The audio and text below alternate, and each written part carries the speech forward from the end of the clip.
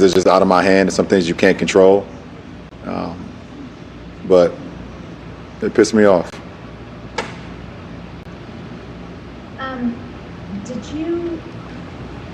When you saw did you surprise yourself by the reaction you had when you saw those results? Did you know that? I'm just wondering if you knew that you would have this strong of a reaction to seeing those numbers. No.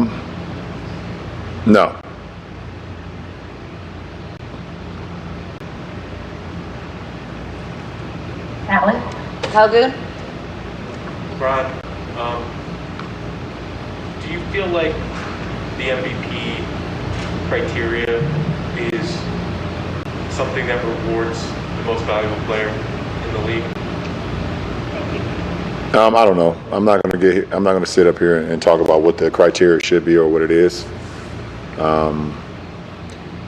It's changed over the years since I've gotten to the league. I know that. It's just changed. It's changed a lot. Sometimes it's, the best player on the best team. Sometimes it's the guy with the best season statistically. Sometimes it's changed over the course of my career. I mean, you don't know. You don't know, but Giannis had a hell of a season. I can definitely say that. Anyone else on this end? Tanisha, do you have anybody on your end? Please. Yeah, just last two, LJ. We'll go Wilbon. Hey, LeBron. In the past, when you had, call them slights or whatever, when you finished second in the past, did it bother you as much? I'm Tony Kornheiser. Yes, we were in high school. Her name was Bess. She went on to marry Harry Truman. Yes. Oh, okay then. Do you think anybody watching knows who Harry Truman is? They don't even know. You honestly, no. They think we're referring to the Truman Show. They have no idea. No idea. Do they know that his middle name S didn't stand for anything? It was just Harry S. Truman. Like we make people's middle names up and use F for another reason. Harry Truman. You even said, what's his daughter's name? And I said, Margaret. Margaret I knew that. It's scary. Mm-hmm. Welcome to PTI, boys and girls. In today's episode, Joe Burrow throws it 61 times. The Nuggets and Lakers take the court, and Josh Donaldson gets ejected in a memorable way. But we begin today with the Boston Celtics blowing another big lead to the Miami Heat last night and losing again. The Celtics were outscored by 20 points in the third quarter. And after the game, there was shouting emanating from the Boston locker room. It is being reported by The Athletic that Jaylen Brown and Marcus Smart had to be separated. After all that, Brown said, quote, "This series is far from over," unquote. Wilbon, is it far from over? Well, not necessarily. I mean, if you go 3-0 down or 3-0 up, then it's essentially over, citing the history of the league. I think there's a long way to go, potentially, and I think there will be a long way to go. I now, Tony, don't really think the Celtics will win. I think Miami will win, but I still think it'll be a long, and it's already been a fascinating series. But, Tony, I'm going to attack a little bit, or at least criticize my brethren, the people in our business. We used to cover a lot of games, you and I, for like 40 years each. And we heard screaming outside locker rooms all the time. Gary Washburn for the Boston Globe, he's a veteran sports writer and a damn good one. And he made this observation in his piece. But I hear a lot of other people who never covered anything screaming about how, oh, this is crazy, and they were fighting, and there you could hear sounds. To me, if you lose these two games the Celtics lost, you ought to hear that. Anything less than that, they're not taking it seriously. I throw clubs and scream when I lose to you in a friendly golf match on a Saturday afternoon. They damn better be angry and upset with themselves and each other. And to say this is a big deal, that part of it, I don't get that, Tony. So I'm going to leave that aside, and I'm going to go back to the question, does it feel like it's over? It feels right now like it's 2 games from over, and I like Boston. And I've sat here and picked Boston. Yep. And I look at Miami, and they've got what it takes. They're a really quality team. Jimmy Butler makes big plays. Adebayo makes big plays. Goran Dragic makes big plays. Robinson and Hero make big shots. You watch these, you can lose. You can play pretty well and lose in 4 games if the other team plays better. Miami, you said this the other day, that Miami's good from the top down, and you're right. Pat Riley and Eric Spoelstra, and they got a team. Their coach plays a lot of different people. And you know what, Mike? They're ready to go in the game because they've played in all of these games. Yeah. I still like Boston. I'm not knocking Boston. I am saying to you that Miami looks better right now. Tony, I they just do. mentioned this. I was trying to talk my friend Hans off the ledge, Celtic fanatic. And I said, hey, Denver was 2 games down twice in the last 3 weeks. They came back to force game 7s and won. Also, Toronto was 2-0 down to Boston. They were within a possession, within a single play from winning a 7-game series. So, no, 2-0 doesn't make a series over. You like your position when you're up 2, but it doesn't mean anything definitively. Let me suggest this. There's a lot more pressure on Boston than there is on Miami. And what Miami looks very good at is understanding, other than Jimmy Butler, everybody knows his role. Jimmy Butler can do everything because he's earned that.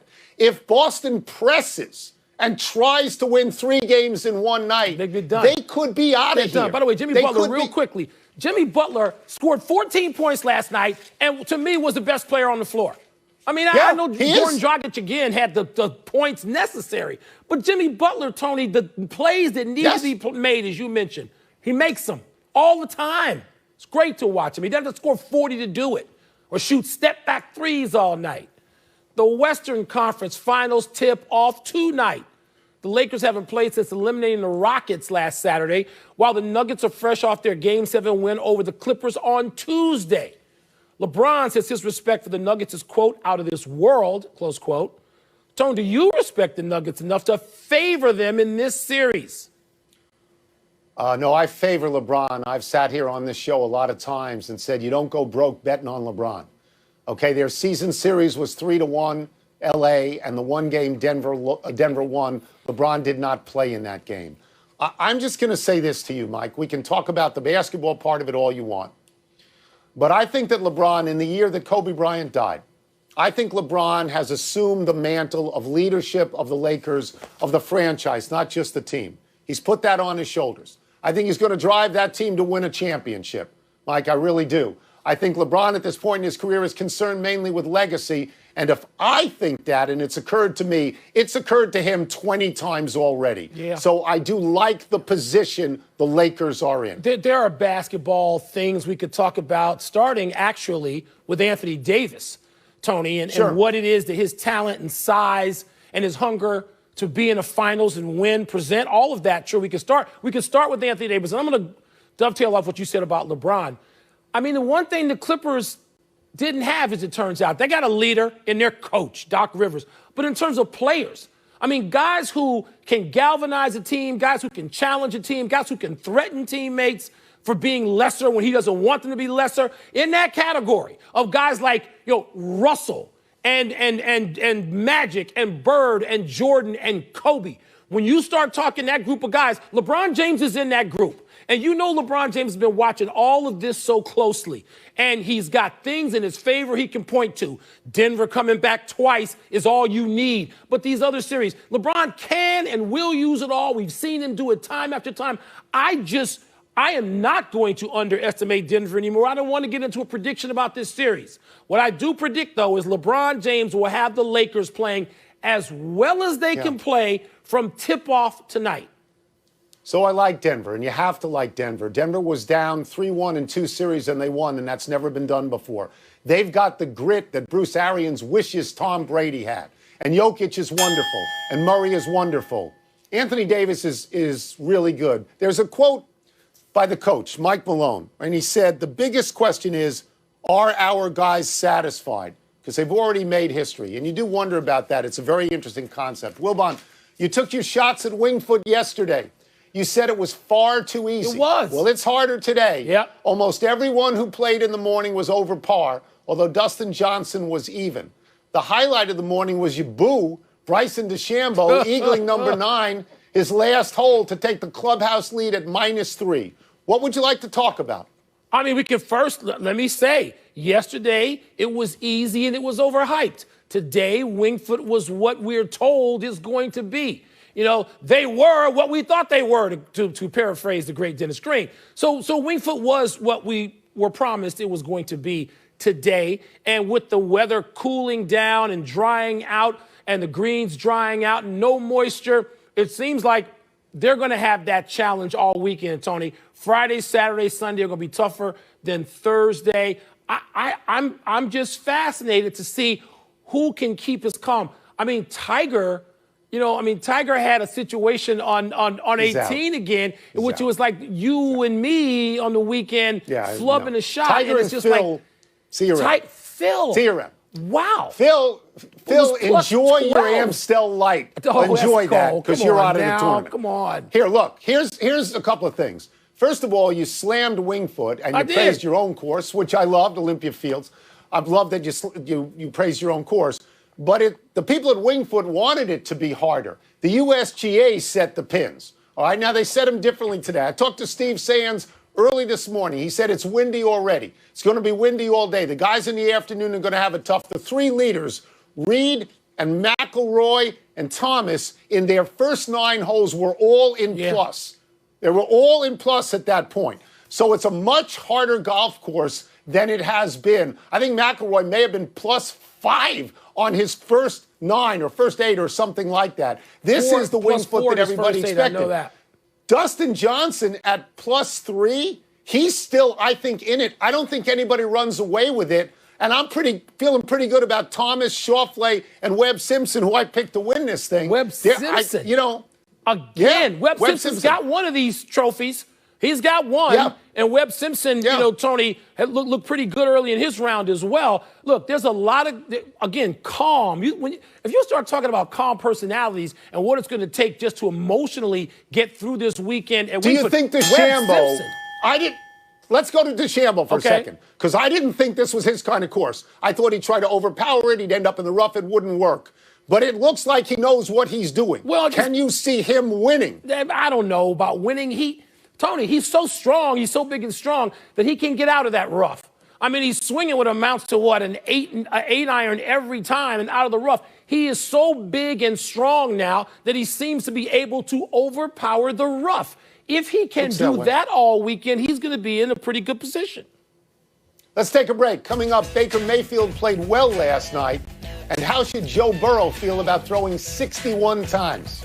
Burrow played last night? Oh, wow. Attic in the attic. I like that. What's first? Joe Burrow should feel blank about throwing 61 times last night. He should feel empowered. If that offensive line of Cincinnati doesn't get him killed, it is obvious that the coaching staff understands they may have found a diamond here. He threw 61 times with no interceptions. Jameis Winston would have had 10 interceptions. He completed 37 of these passes, basically 10 yards a pop. How much more do you need to see? I know it's early, Mike, but in the last drive of the first game, he went 70 yards without any timeouts. Should have, the Shankopotamus field goal killed him. And I know we didn't win last night, but it looks like he knows what he's doing out there. Let's have a minute of real talk here on PTI.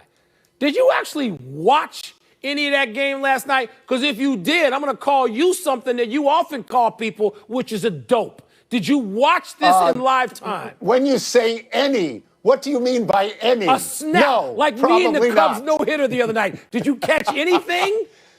Saw it this morning. I did. Not last night, no. Well, let me just admit freely, I didn't watch any of this. Not everything's a big deal, even though people would have you think that everything that happens in the NFL is a big deal. I realize a great many people watch. Thankfully, I wasn't one of them, and he should feel, Joe Burrow, betrayed, because he should never, in this time in his life, be asked by those coaches playing with that team and that line to drop back and throw it 61 times. It could be suicidal. It's stupid, but he should feel betrayed.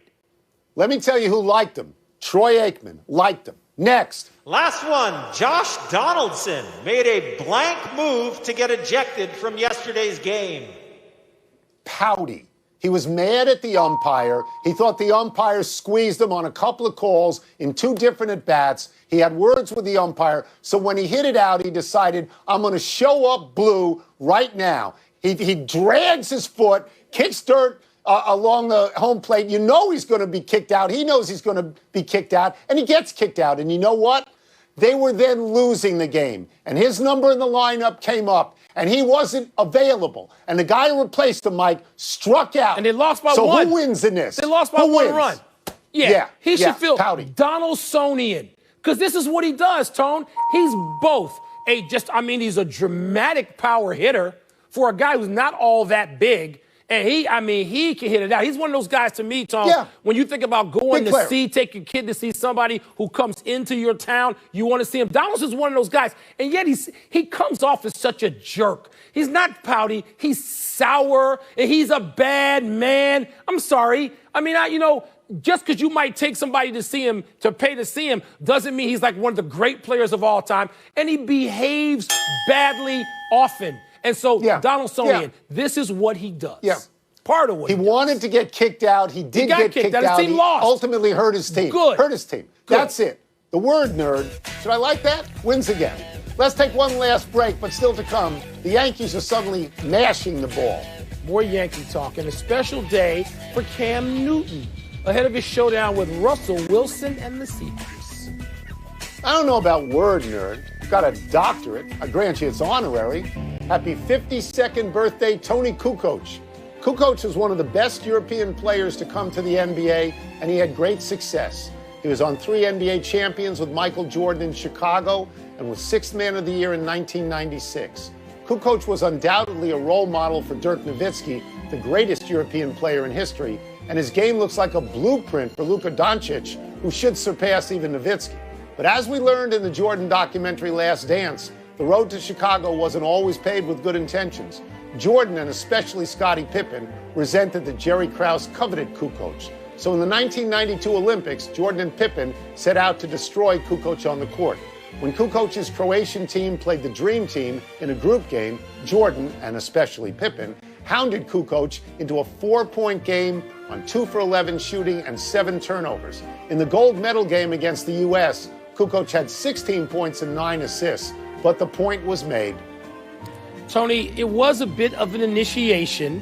There was a little hazing in that Olympics, which was tough to watch. It probably helped Kukoc in the long run. And he became very close with Michael and Scotty along the way, to my knowledge, and I have some experience with it. I've played a round of golf or so with Tony Kukoc. He's a wonderful guy to be around. He loves both of them, no matter what happened in 1992. So good for them. Worked out. Happy anniversary, Cam Newton. On this day 9 years ago, the #1 overall pick in the 2011 NFL Draft by the Carolina Panthers set an NFL rookie record by throwing for 400 yards in each of his first 2 games. Newton had just come out of a spectacular Heisman Trophy season at Auburn, and his trajectory all the way through his MVP and Super Bowl season in 2015 was nothing but up. But it turns out those are his only 400-yard games he ever had in the 126 games he has played. Newton began to get hurt. His productivity and availability declined. Carolina ultimately had no desire to keep him, and he became a free agent. He went unsigned for a long time and finally landed in New England on a 1-year bargain deal. So far, Newton seems to have found tranquility under Bill Belichick and Josh McDaniels, but it's early. The 3 words most associated with Cam Newton's career now are, if he's healthy. All right, Tony, what's it going to be this week in Seattle for Cam Newton? Are we going to see him running the ball like he was at Auburn and like he did last week for Bill Belichick in their debut together? Or are we going to see Cam Newton throw the ball, which he can also do, as evidenced by those 400-yard passing games at the beginning of his career? You want to hold the ball against Russell Wilson. You don't want to give him the ball, so they'll run a lot. Happy trails to the New York Islanders. They took Tampa Bay to overtime last night, but ended up losing Game 6 and losing the Eastern Conference Final 2-1. This puts Tampa Bay and Dallas in the Stanley Cup Final, the first time ever that both teams are from traditional hockey hotbed Sunbelt states. It's also the first time an assistant coach will face the man he assisted in a final.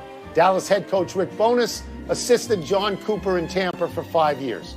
Winning playoff series in overtime is the norm for Tampa Bay this year. They beat Columbus in overtime in Game 5 to win that series. They beat Boston in double overtime in Game 5 to win that series. And they beat the Islanders in overtime to win this series. Let us credit Tampa Bay for taking to heart what happened to them last year when they were the #1 seed and they were swept in the first round by Columbus. They buried that embarrassment by beating Columbus this time around.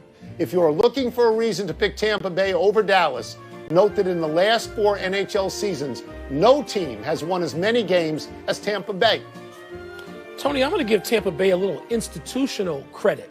I'm not going to suggest that they're the Montreal Canadiens of the 50s and the 60s and 70s. I'm not going to suggest that. But this is their 3rd time in the Stanley Cup final. They beat Calgary in 2004 in 7-game series, lost to the Blackhawks in 15 in a 6-game series. But this is their 3rd time. And you know what? For teams coming to the Sun Belt, which haven't been all that long anyway, it's pretty good. It was really nice of you to mention how the Blackhawks beat them. That's well, very I should nice. leave that out. We are original 6 guys. How do you feel about 2 Sun Belt teams for the first time? You okay with that? You think it'll draw? I'm not necessarily okay with it. I'd like to see an original 6 team in there, and I know you would too. But we're old and we're from frozen places, so that's how it goes.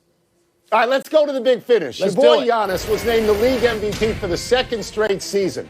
Your thoughts on this miscarriage of justice? You owe an apology because all season long, including that first weekend in March, where you proclaimed that LeBron had won because they beat Milwaukee, they beat the Clippers, and that wasn't going to happen. LeBron's still the man. It didn't change anything, but Giannis was the MVP legit. The Yankees have hit 19 home runs, regular season award. In their last 3 games, the Yanks home runs. Are they back on track even with some of those phony little 280-foot jobs? Yeah, they've won 8 straight. This is how they're built. They're built to hit a lot of home runs and hand the ball to Garrett Cole. That's what they do. Naomi Osaka will not play in the French Open. I'm sure you're disappointed. I am, Tony. No Osaka, no Serena, but they got injuries you better be careful with. An Achilles for Serena, hammy for Osaka, be careful. Yeah. Tomorrow's Baylor-Houston game postponed. I think this is a big deal. What about you? I think it's the right thing. I mean, it's coronavirus. You got to have correct protocols. You play the game down the road. You don't put anybody in jeopardy. You play smart when you play. Last one, the Citadel, rocking it. They're at #1 Clemson tomorrow. I am sure you're smelling upset. There's less reason to watch that game than there was Browns-Bengals last night. Please. There's not going to be any upset. There's not going to be any drama. Clicker, clicker, clicker. We're out of time. Try and do better the next time. And I'm Tony Kornheiser. And I'm Mike Wilbon. Pardon the interruption.